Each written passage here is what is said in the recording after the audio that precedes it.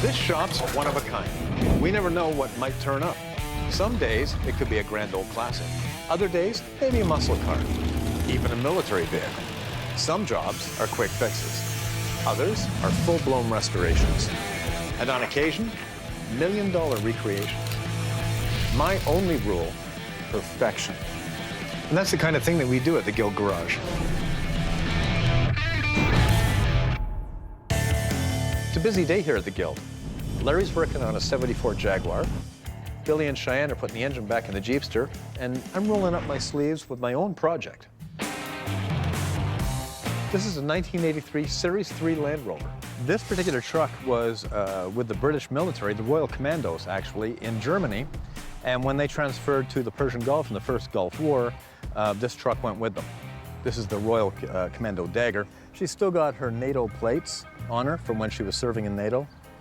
When I was a professional artist, I needed a vehicle that could get me out into the boonies. And I picked a Land Rover. It was cheap and looked pretty good. I didn't know what a carburetor was really or how it worked. I hadn't got the faintest understanding of mechanics. But within 2 years of owning a Land Rover, I could pull an engine out and rebuild it, and all the things that any Land Rover owner needs to do to keep a Land Rover on the road. This hasn't been idling properly, and I've got no power on hills. So I'm going to take it in the shop, pull a carb off, and do a rebuild.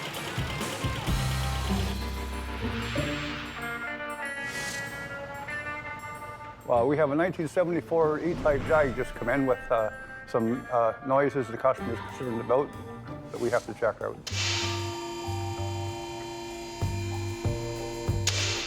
Yeah, somebody's done something on the brakes on this thing. I don't know if you can just move those pads around there. Can you just flutter them around a bit or something? Well, that one's very loose. Oh, it's loose? Oh, there's a noise. Yeah, there's a clatter there. You can hear it. These Jaguars were famous for the rear brake pads coming loose. And sure enough, the left inner brake pad is in there rattling away like crazy, making quite a noise, even with your fingers. Oh, yeah. This caliper's leaking. This one piston. Well, the brake caliper on this particular Jaguar, it's a twin piston caliper. There's two pistons in your disc. And then in front of the pistons is brake pads. And when you apply the brakes, hydraulic pressure pushes those pistons out, which in turn pushes the pads against the rotor. Now, that's what stops it. All right, I'll go get my tool tray and start taking that caliper off.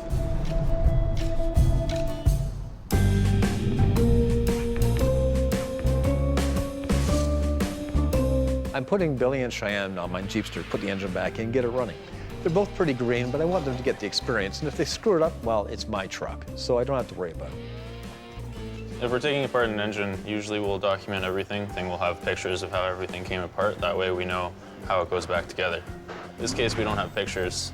We don't have organized parts, which makes things a little more interesting. So now we have to find pictures of another car that match up to our engine so we know how things go. I'm having a hard time coming up with the same engine that is in our Jeep. You keep coming up with other inline sixes and other 4-cylinders, and none of them seem to be exactly the same. Ours definitely has 6 in it. That's what I was thinking. The Jeepster was produced from 1948 to 1950, at least this particular model. It was called a Phaeton, and Phaetons were open-top vehicles with no roll-up windows. I'm hoping the boys do a good job on it. All right, I guess we started undressing it and then redressing it. We have to find the gaskets for the manifold. We didn't pull the engine out, so we don't know what to expect putting it in. It looks simple, but looking at it, you don't really know till you get into it. Okay, so this one will go here, I think. So we've got to assemble most of the engine before it goes in, so we've got to get all the gaskets on, the valve cover on. Oh, I guess we don't have a carburetor gasket. I think it's supposed to be this one, it's just like the holes aren't right. So the issue with the gasket is the studs for the carburetor. They don't line up with the holes on the actual gasket. So I'm just going to notch them out a little bit. So yeah, I've just opened the holes up a little bit. So the studs for the carburetor will fit through there no problem now. I'm going to go test fit it.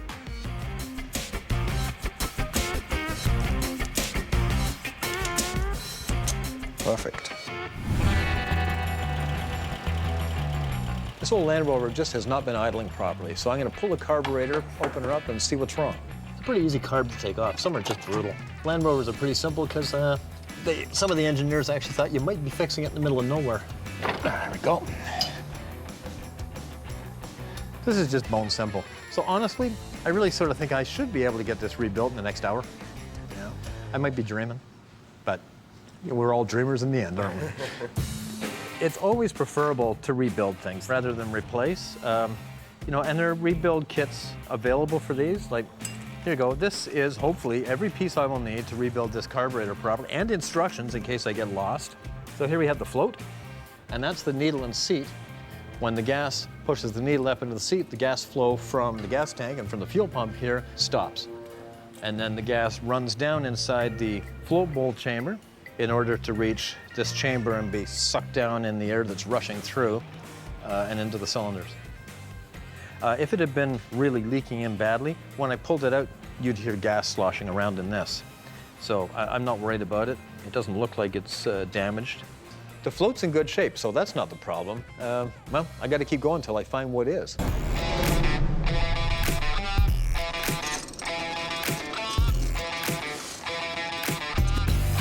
I've discovered that the rear brake pads are loose on this Jaguar, so they'll have to be repaired, but nothing's easy on these cars. Everything's in tight spaces, it's hard to get out. I got to take the caliper off from inside the car. When they built the car, nothing was compromised. They wanted to keep the car small, so they just packed everything in. So I have to take the interior panels off to gain access to the rear caliper to get it off. You don't take it off from the bottom or from the wheel. It's an involved job. I have to remove this plate.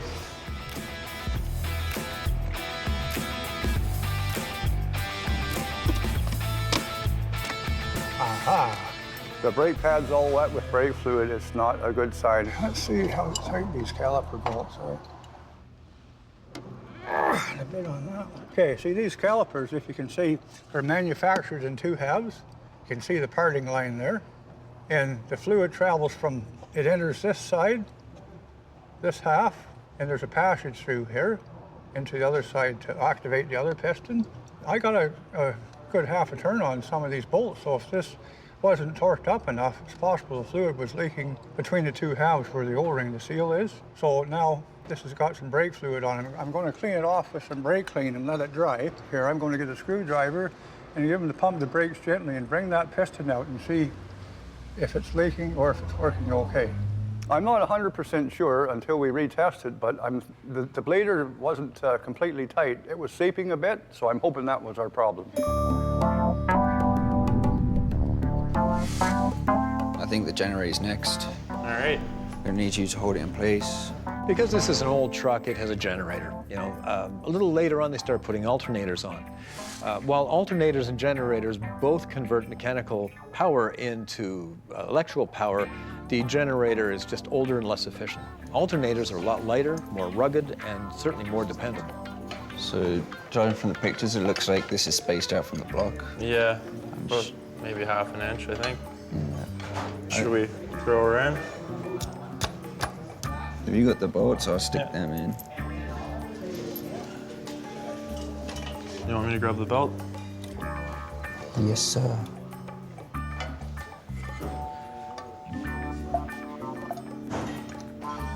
Wait. There you go. Push, push, push, push, push. There you go.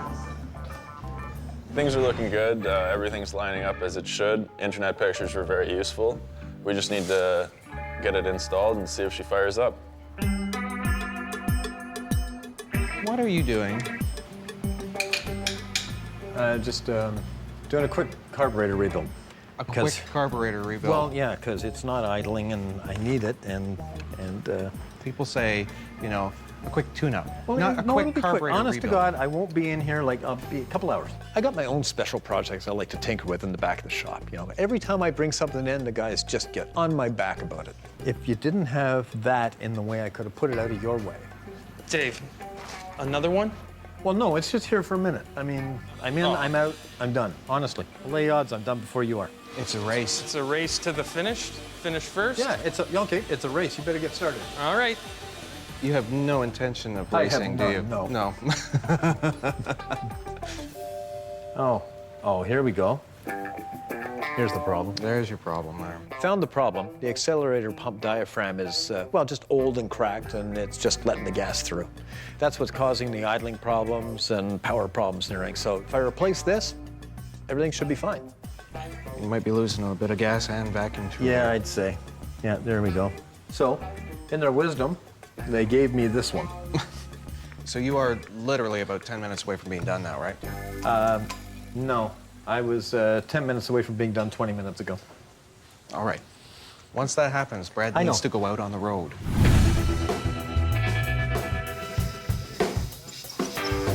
The 74 E-type Jaguar come in with a rattling in the rear. I've tightened everything up, cleaned it. I think I fixed the problem, so now we're going to retest it. Hey, got a minute? What can I do for you? Well, we might not be in as deep here as I thought. You got your little light? Yeah, sure. Right. What I want you to do is gently press the brake pedal down, and I'll keep a screwdriver on that piston. I want to see if it moves freely and if there's no fluid leak. Yeah, sure. If there still is fluid leaking, it means that tightening everything up didn't solve the problem. There she goes. Yeah, out again. I could feel it suddenly release. Yep. One more pump. Okay, did it again. It's good. Ready? Yep. So it's working perfectly Relax. there? Yes. Oh, great. We've retested it. There's no leaks, which is very good. We don't have to remove the caliper. We've solved the problem. So now it's time to take it for a road test.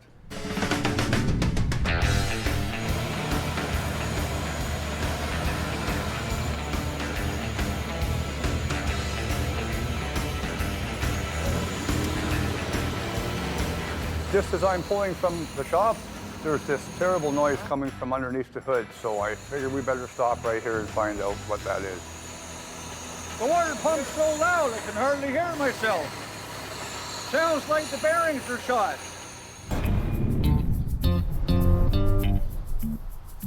Okay, and getting my hands a little dirty today.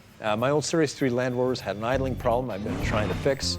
I pulled the carburetor off, tore it apart, found out that the accelerator pump diaphragm's ripped.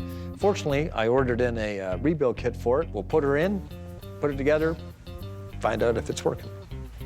At this point, all I got to do is put the needle and seat on the top and put the top back on, put her back on the truck. Put that in place. And Brad's still working over on his desk. Even though I'm not racing him, I still might win.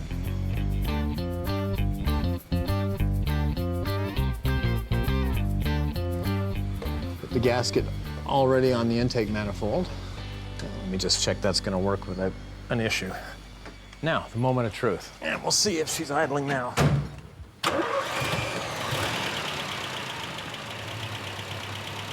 It's good. I got her. So, Brad, how you doing? Getting there. I'm finished. I win. All right.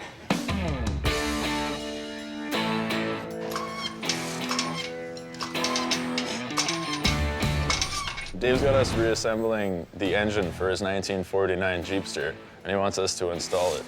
It's a pretty big responsibility when the boss comes up to you and asks you to install the engine in his personal vehicle. Right there. Start lowering it real slow. Real fast. Real slow. Okay, stop. You're gonna have to go that way. You're gonna hit the firewall right here. And we're gonna have to tilt it in. I still don't think it's gonna fit. We're good back here. Good there? Oh yeah. Keep going, keep going. Okay, stop. I think we're almost lined up. Yep, engine's in. Solid to me. Yep. The engine still needs to be timed, and since Billy and I aren't familiar with older engines as much as we are with newer engines, we aren't sure about the process, so we're gonna call in some help. I was about to take the Jaguar for a test drive and heard a terrible noise underneath the hood. The water pump bearings were shot, the fan's flopping all over the place, so. And it's not an easy job to change a water pump in one of these. It's buried way down in the front of the engine. So how's it there, Larry? Okay? Oh yeah, everything's all right. Yeah? Yeah, just that I got to take a whole bunch of brackets and tanks and belts and hoses off before I can even get at the pump.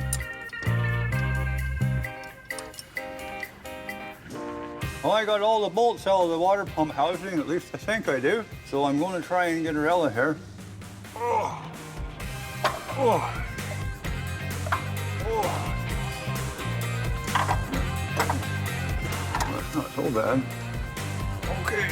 Oh, man. What a mess. Oh. This was the noise we were hearing. Can you hear that? The bearings are just totally shot. It's junk. It has to be replaced. You put the exhaust on? Yeah. All good work. So literally all that's left is the Timing and distribution. distribution. We got the engine in our boss's Jeepster, although I think we're gonna need a hand setting the timing. Hey, Brad, can you help us with some timing? Yeah. Timing. Find out where number 1 is. Okay. Turn it over. It's the first one. There's a piston up there. Did you put your finger in and turn it over and Yeah. right? Then drop the distributor in, point it at number 1. And you should be ready to go. On an old engine, the timing's critical. It all has to be set up very right. If the timing's not set right and you go to start it, it's gonna cough and sputter and it won't start. It won't run. These fellas don't work on older vehicles that much. They're getting, starting to learn how, so we'll help them along as much as we can to get the job done. So here I'm gonna put the distributor cap on. I'm gonna use a piece of tape to mark where the rotor's facing so I know which one's number 1. They've got to kind of make sure the number 1 piston is at top dead center. So when you go to start it, everything's in sync. The ignition, giving the spark to the plug. Spark plug is going to fire at that right time. Looks like I've successfully rebuilt the carburetor. Idling great, seems to be running fine. I'm gonna grab Thomas and go out for a spin. She's like a real go devil.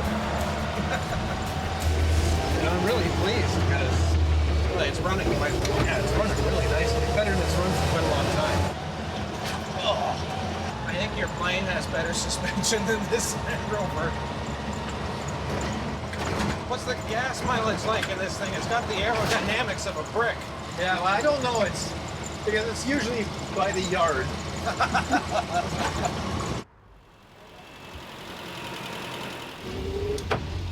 What's that?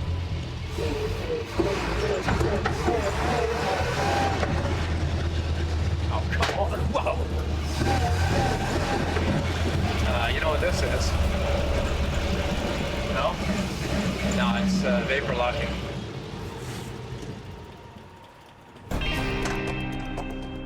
Here's what I like about old vehicles. I got the carb fixed just fine. Take it for a drive, hot day. Now we're broken down anyway because, well, she's vapor locked. There's no gas in the fuel filter. She's literally running on fumes. Wow. So that's why we can't get any acceleration out of it. Well, it does mean that your carburetor rebuild ended up working out really well. It did, yeah. Wow, oh my God, that's hot. Okay, well, I'm not gonna drive it because, if we sit, it'll cool off. It'll take half an hour or 3/4 an hour to cool off. So let's call Brett. This is gonna be great because he's gonna go, ha, well, maybe you beat me out the door, but. Yeah.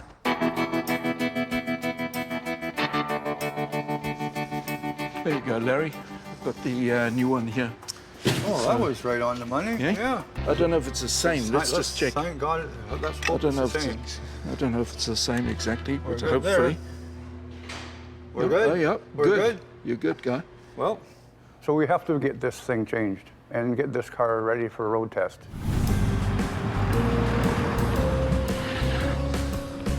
Here comes Brad.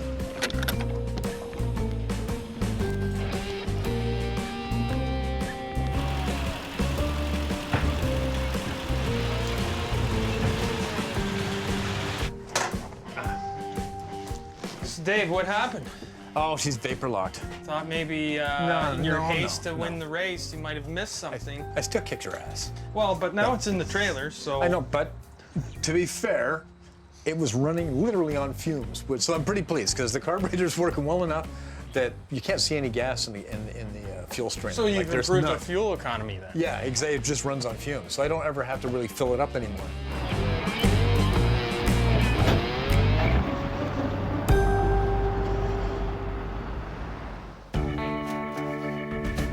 You think it'll start now?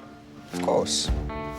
It was a pretty big learning curve, but I think we did pretty good installing the engine on this Jeepster.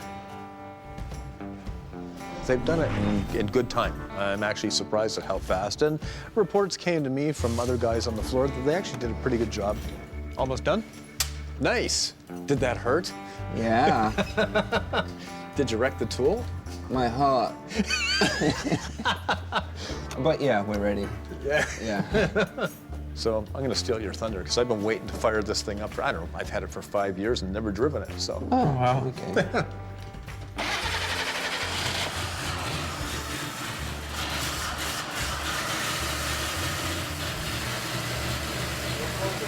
Billy and Cheyenne did a great job. Truck's running, everything seems just fine. Nothing's fallen off it yet, so maybe the next time they do one, I'll do it for a client.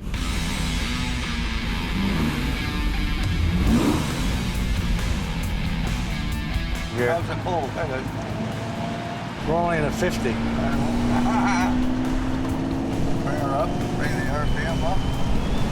It should start to really haul around after 35. Yeah, it feels good actually, doesn't it? Power shift, give her. Yeah. That's the way it is. Yes.